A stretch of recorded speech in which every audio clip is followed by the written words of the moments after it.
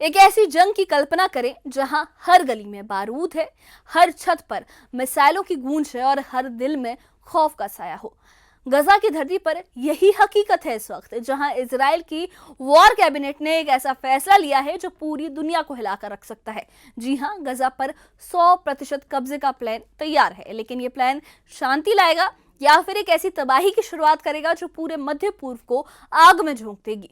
Israel के अपने सैन्य जर्नल इसे ब्लैक होल बता रहे हैं। तो आखिर क्या है ये खतरनाक रणनीति?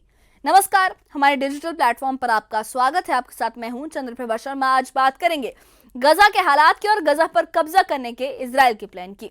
आज हम बात करेंगे कि जहां पर 7 अक्टूबर 2023 से शुरू हुई जंग अब एक नए और खतरनाक मोड़ पर पहुंच चुकी है।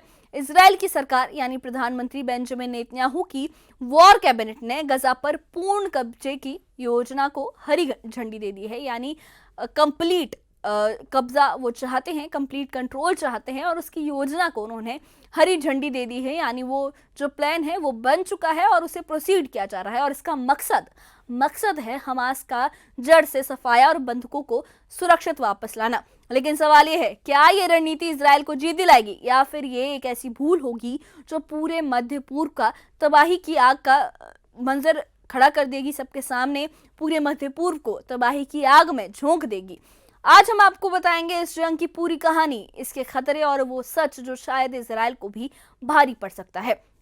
गजा की धरती एक ज्वालामुखी बन चुकी है, एक वॉल्केनो बन चुकी है, जहां हर रोज बमों की गड़गड़ाहट, मिसाइलों की गूंज और इंसानी चीखों का शोर गूंजता है। 7 अक्टूबर 2023 को हमास ने इजराइल पर हमला किया था, जिसमें 1200 लोग मारे गए थे और इसके बाद इजराइल ने गजा पर ऐसी आग बरसाई है कि आज तक वहां की हर गली, हर मोहल्ला बारूद की गंध से भरा हुआ है।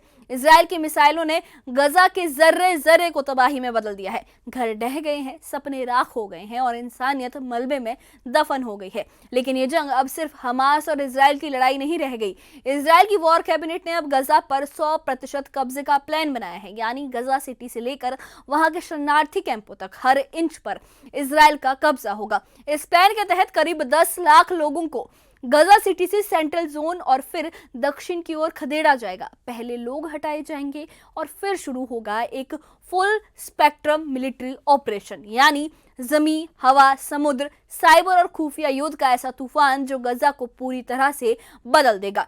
लेकिन ये इतना आसान नहीं है। गजा की तंग गलियों में जहां हर घर के नीचे टनल्स का जाल बिछा है, वहां हमास के लड़ाके छिपे हुए हैं। ये लड़ाके गोरेला युद्ध की तकनीक को, गोरेला वॉरफेयर से इजराइल की सेना को हर कदम पर चुनौती दे रहे हैं और यही वजह है कि इजराइल की सेना के बड़े जनरल भी इस प्लान से खुश नजर नहीं आ रहे हैं। अब आता है इस कहानी का सबसे बड़ा ट्विस्ट। इजराइल की सेना यानी आईडीएफ के चीफ ऑफ स्टाफ जो है जनरल इयाल जमीर ने ये साफ साफ चेतावनी दी है कि गजा पर पूर्ण कब्जे का जो प्लान है, ये इजराइल को एक ब्लैक होल में ले जा सकता है, यानी एक ऐसी खाई जहां से निकलना नामुमकिन होगा। लेकिन नेतन्याहू अपनी जिद पर अड़े हैं। वो कहते हैं कि हमास का सफाया और बंधकों की वापसी के लिए ये कदम जरूरी है। तो आखिर जनरल इयाल जमीर को इतना डर क्यों है? क्योंकि गजा की जंग कोई आम जंग नहीं है। यहाँ हर गली में छिपा है कोई दुश्मन जो दिखता नहीं है लेकिन हर दीवार के पीछे मौजूद है। गजा के नीचे करीब 500 किलोमीटर लंबा टनल नेटवर्क है, जिसे गजा मेट्रो कहा जाता है। इन टनलों में हथियार, कमांड सेंटर और हमास के लड़ाके छिपे हैं। ये टनल स्कूलों, अस्पतालों और मस्जिदों के नीचे बनी हैं, जिससे इन्हें ढूंढना और खत्म करना बहुत ज्यादा मुश्किल है। इजराइल की जो सेना है उनको अब ना सिर्फ जमीन पर बल्कि जमीन के नीचे भी लड़ना होगा। टनल वॉरफेयर यानी वो युद्ध जो इतिहास में हमेशा खतरनाक और महंगा साबित हुआ है, चाहे वो वियतनाम की जंग हो या अफगानिस्तान। टनल्स में लड़ी गई लड़ाई ने हमेशा भारी नुकसान पहुंचाया है और गजा के इन टनलों में हमास के 9 से 10 हजार लड़ाके अभी भी मौजूद हैं, जो इजराइल के लिए बड़ा खतरा है। गजा अब सिर्फ जंग का मैदान नहीं बल्कि एक मानवीय त्रासदी का भी सबब बन चुका है। संयुक्त राष्ट्र की रिपोर्ट्स के मुताबिक गजा की जो 20 लाख आबादी है उसमें से 18 लाख लोग अपने घर छोड़ने पर मजबूर हो चुके हैं, यानी 90% लोग बेघर हो गए हैं। लाखों लोग जो हैं वो रोटी के लिए लाइन में खड़े हैं। बच्चों को दवाइयां नहीं मिल रही हैं और बीमार लोग अस्पताल तक नहीं पहुंच पा रहे हैं।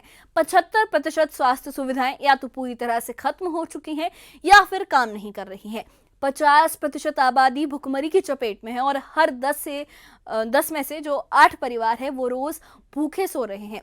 विश्व स्वास्थ्य संगठन ने ये चेतावनी भी दी है कि अगर स्वास्थ्य सुविधाएं जल्द बहाल नहीं हुई तो आने वाले हफ्तों में भुखमरी और बीमारियों से मरने वालों की संख्या बमबारी से मरने वालों से भी ज्यादा हो सकती है। और ये सब तब हो रहा है जब इजराइल का कहना है कि वो गजा में मानवीय सहायता के केंद्र बढ़ाएगा, लेकिन जब हर गली में बम गिर रहे हों, हर घर मलबे में बदल रहा हो, तो ये सहायता कितनी कारगर होगी। गजा अब एक लाइव ग्रेवयार्ड बन चुकी है जहां हर घंटे में औसतन 2 बच्चे मारे जा रहे हैं। 85% स्कूल तबाह हो चुके हैं या फिर शरणार्थी कैंप बना दिए गए हैं।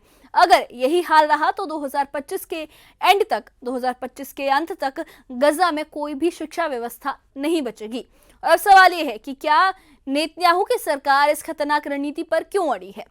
इजरायली मीडिया के मुताबिक नेतन्याहू के इस किब्बुश यानी कब्जे के प्लान के कई मतलब हो सकते हैं।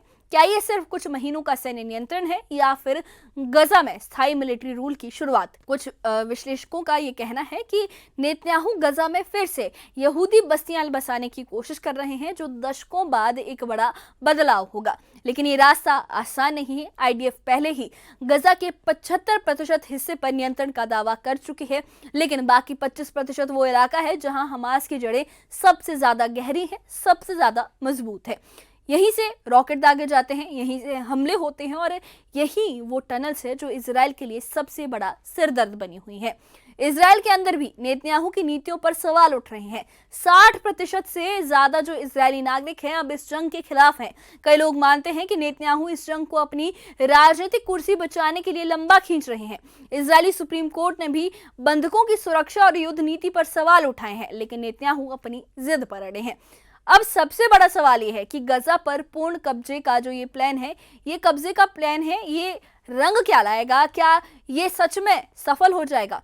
क्या इससे हमास का सफाया हो जाएगा और बंधक वापस आ जाएंगे, या फिर ये जंग पूरे मध्य पूर्व को एक ऐसी आग में झोंक देगी जिससे लेबनान, सीरिया और ईरान जैसे देश भी नहीं बच पाएंगे। जानकारों का, विश्लेषकों का ये मानना है कि अगर गजा पर कब्जा लंबा चला तो इससे न सिर्फ हमास का आतंक बढ़ेगा बल्कि दूसरे इस्लामिक जिहादी ग्रुप्स को भी नया नैरेटिव मिलेगा, या ये जो आग है ये पूरे मध्य पूर्व में फैल सकती है। अमेरिका भले ही इजराइल का साथ दे रहा हो, लेकिन अब व्हाइट हाउस भी सीमित सैन्य कार्रवाई की सलाह दे रहा है। यूरोपीय संघ ने ये चेतावनी दी है कि गजा में मानवीय संकट अब बेकाबू हो रहा है। अगर फुल ऑक्यूपेशन शुरू हुआ तो गजा गृह युद्ध जैसे हालात में फंस सकता है। गजा की जंग अब सिर्फ बारूद और बमों की जंग नहीं रही, ये एक ऐसी लड़ाई है जो इंसानियत, भरोसे और सभ्यता को मलबे में बदल रही है। हर धमाका सिर्फ इमारतें नहीं गिरा रहा, बल्कि वो सपने, वो उम्मीदें भी राख कर रहा है जो गजा के लोग अपने बच्चों के लिए देखते आए थे। लेकिन अब वो जो सपने हैं वो राख में तब्दील हो चुके हैं, क्योंकि कुछ भी सही नहीं चल रहा। तो ये थी गजा की जंग की वो कहानी जो ना सिर्फ इजराइल और हमास की लड़ाई है, बल्कि एक ऐसी त्रासदी बन चुकी है जो पूरी दुनिया को झंझोर रही है। नेतन्याहू का 100% कब्जे का प्लान है। क्या ये शांति लाएगा या फिर ये एक नई तबाही की शुरुआत होगा? आपकी क्या राय है? क्या इजराइल को इस रास्ते पर आगे बढ़ना चाहिए या फिर शांति के लिए कोई दूसरा रास्ता तलाशना चाहिए? हमें अपनी राय कमेंट बॉक्स में जरूर बताइए और इससे जुड़े अपडेट्स के लिए और ऐसी ही खबरों के लिए हमारे चैनल के साथ बने रहिए। हमारे चैनल को सब्सक्राइब करिए। शुक्रिया।